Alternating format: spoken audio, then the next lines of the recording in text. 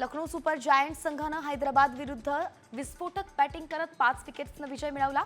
गोलंदाजांनी हैदराबादच्या फलंदाजांवरती आळा घातला, तर निकोलस पुरन आणि मिचेल मार्शनं हैदराबादच्या गोलंदाजांची धुलाई केली आहे। या विजयासह लखनौनं गुण तालिकेत आपलं खातंही उघडलंय।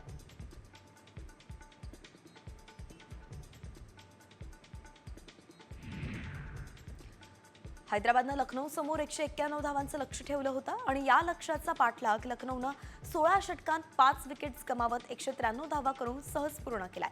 लखनौकडून मिचेल मार्श आणि निकोलस पुरन यांनी वादळी अर्धशतकं केली।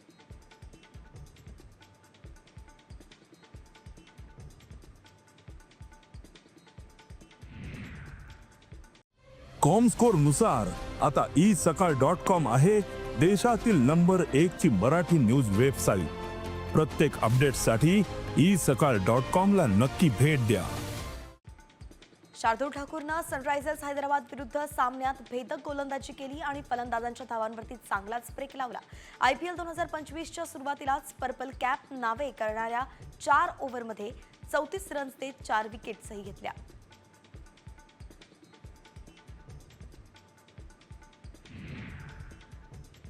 लखनौच्या विजयात शार्दुल ठाकूरनं मोलाचा वाटा उचलला।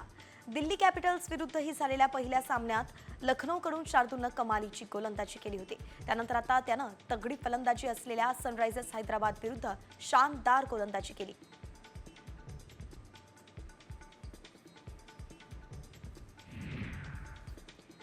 चेन्नई सुपर किंग्स आणि रॉयल चॅलेंजर्स बंगळुरू आज आमने-सामने येणार आहेत। या लढतीत बंगळुरूचा विराट कोहली आणि चेन्नईचा महेंद्रसिंग धोनीवरती चाहत्यांचं विशेष लक्ष असेल।